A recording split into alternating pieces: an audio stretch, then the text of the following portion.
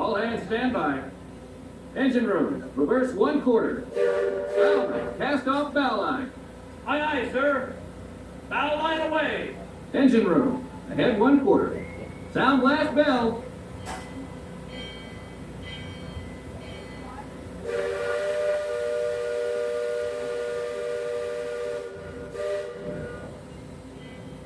Leadman, sound off. Give me a depth reading by the mark. By the mark. Halfway. Mark 1. Mark 2. Mark 3. Mark 4. Before ocean deep. Mark 4. Engine room, ahead 3/4. Stand by. Steady as she goes. Captain? Welcome aboard the Liberty Bell. I'm your captain, Horace Bixby, and my pilot with me here on the Texas deck is a young cub that goes by the name of Sam Clemens. Hey, he's marking his 100th voyage down the river today with nary a calamity on his watch so far. Sam knows this river like his own backyard. Sam, tell our guest everything you know about this river. Well now, I always figure it is better to keep your mouth shut and appear stupid than to open it and remove all doubt. But I will tell you this, I love this river more than anything else. I've loved this river even from the time I was in college in Missouri.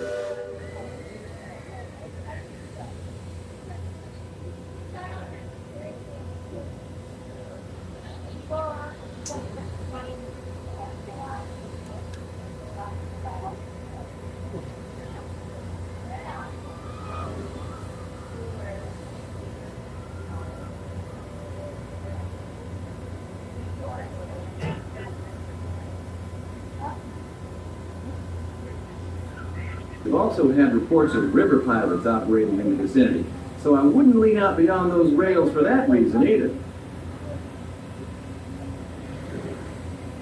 Now, for those of you on the port side, that river town we're passing is frontier land. A few years back, it was no more than a boom town carved out of the wilderness by a handful of settlers looking to start a new life. Today, gentility and decorum are running rampant.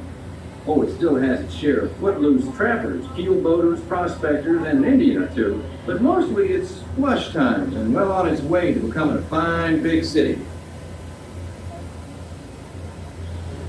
Frontierland reminds me some of my own hometown, Hannibal. It takes me back to when I was a barefoot boy growing up alongside the riverbanks. You know, it seems to me that when I was younger, I could remember everything, whether it happened or not. But as I grow older, I seem to remember only the things that never happened at all.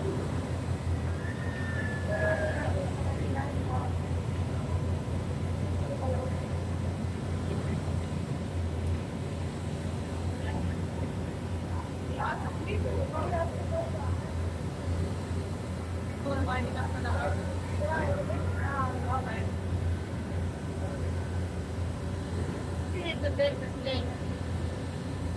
Big mistake. But I can't say that a lot of people really hear it. Yeah.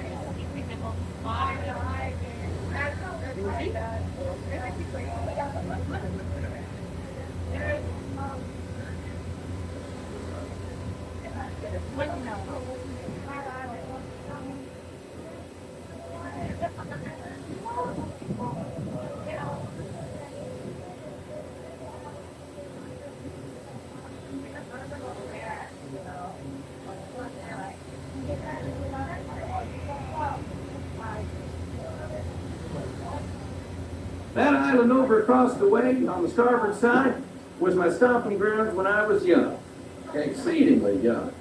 Marvelously young. Young by hundreds of years. Younger than I will ever be again. It's called Tom Sawyer's Island and is named for a friend from my boyhood. Even today, the only way you can get there is by raft.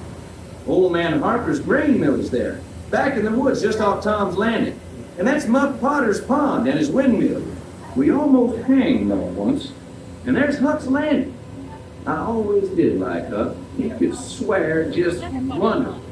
He and Tom and I spent most of our wild and reckless youth exploring that island. Lots of caves, lots of adventure, if you know where to look. And we all knew where to look. That's Superstition Bridge. It connects the big island to the little one. And if you follow the wilderness trail there, it'll lead you right up to the gates of Fort Langhorne. It's the last trading outpost before we head into Indian country.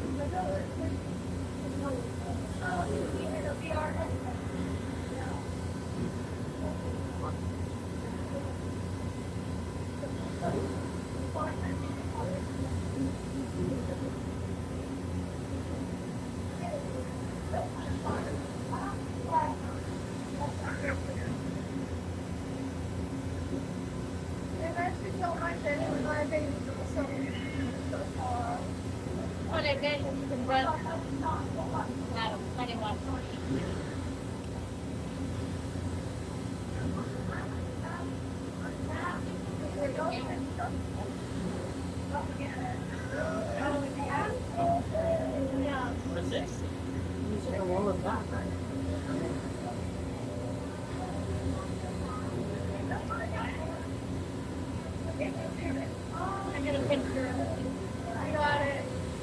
Oh, you got it already? I can do it.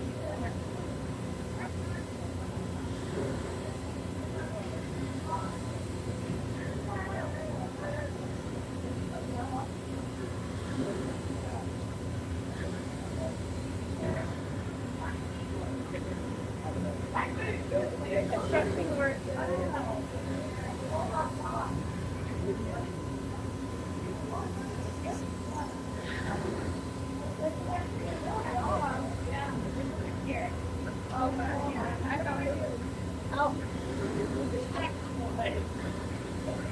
I mean, I'm used to being work, but there's so many.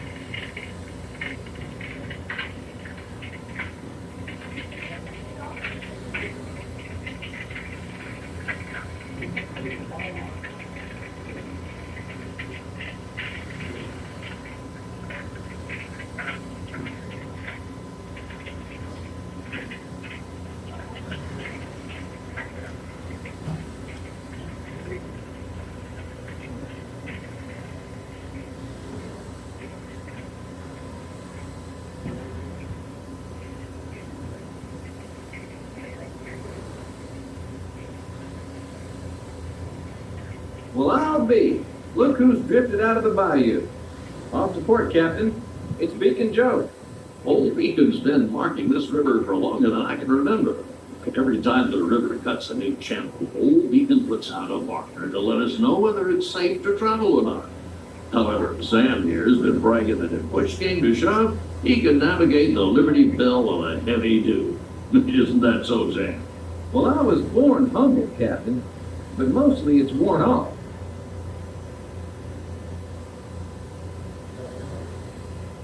Captain, Indian Village to port. Now that's something you don't see much out this way. That's an Algonquin Indian village. Looks to be from the Powhatan tribe. Usually they stay further east. I've seen Seminole and Miami this far west, and of course Shoshone, Blackfeet, and Crow, but I've never seen Algonquins out here. Lots of game out this way. I've seen moose and deer and plenty of other critters along the shoreline. Could be why the Powhatans are out this far, just following the food trail.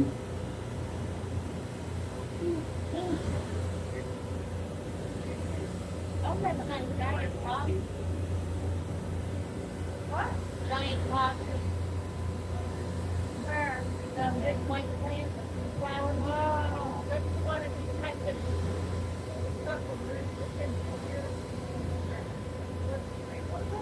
Giant rock. That's unheard of that. That's great.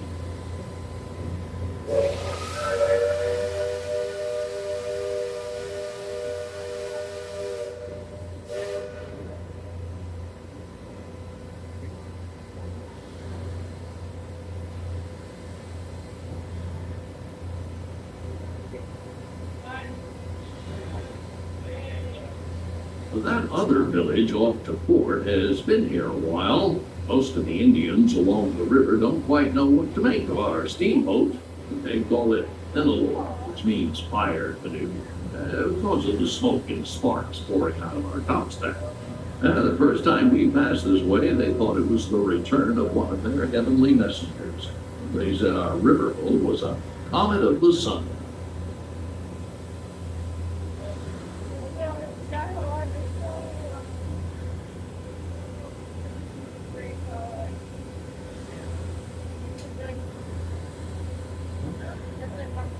Just beyond the village, up that hill, is their sacred burial ground. And those who fall in battle, placed atop the traditional bed of death. After nightfall, they'll return to mourn the great warriors who brought honor to the tribe.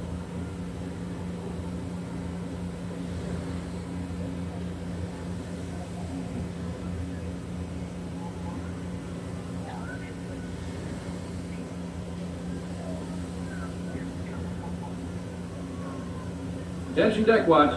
Shoals to port and starboard. Engine room, steady on. We're entering shallow water, but there's no cause for worry. Sam knows every shoal and shallow, every snag and sandbar in this part of the river, and he'll navigate us through to safe water.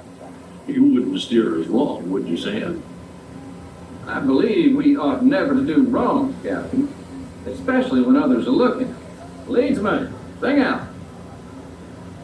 But one couldn't ask me halfway, halfway, halfway. Wilderness, red flag, country. Those of you that have been this way before know that the water can get fairly shallow along this stretch of the river. The leadsman called out the deck. Each mark is a fathom, or 6 feet. Mark Twain is 2 fathoms, and for us that means safe water.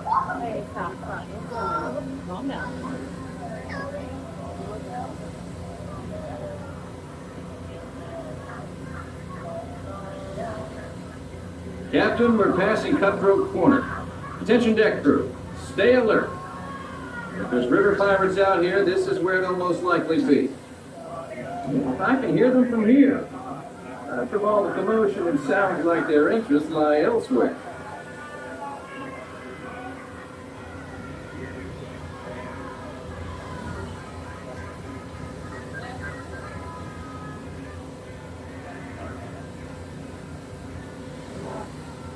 If you folks on deck look past the trees on the island, that's Fort Langhorne. Most of these old forts started out as trading posts. Then as settlers started heading west, the army came in and took them over. My feeling is, these days, there's a lot less frontier and a lot more civilization than is truly necessary.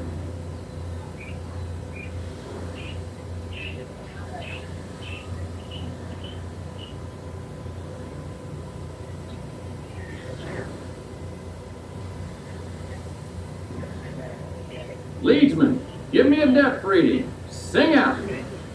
By the mark, halfway,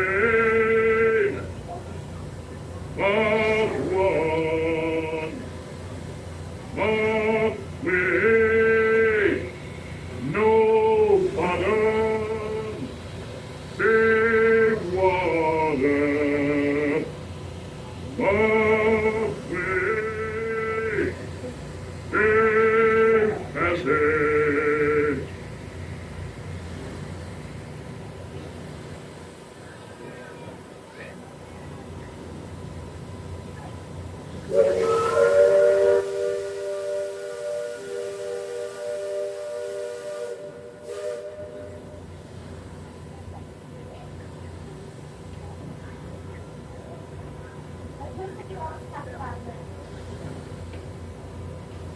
You see that brick mansion back over yonder there in the woods? I've heard folks hereabouts say it's haunted. They say it was built on sacred Indian burial grounds, so now it's filled with spirits. If you ask me, I'd say the ones telling those tales are the ones filled with spirits. If you want proof, just ask them. They got it. About 100 proof, I reckon. And whatever you do, don't strike any matches if they aim to breathe in your direction. Or you won't just be seeing ghosts, you'll be joining.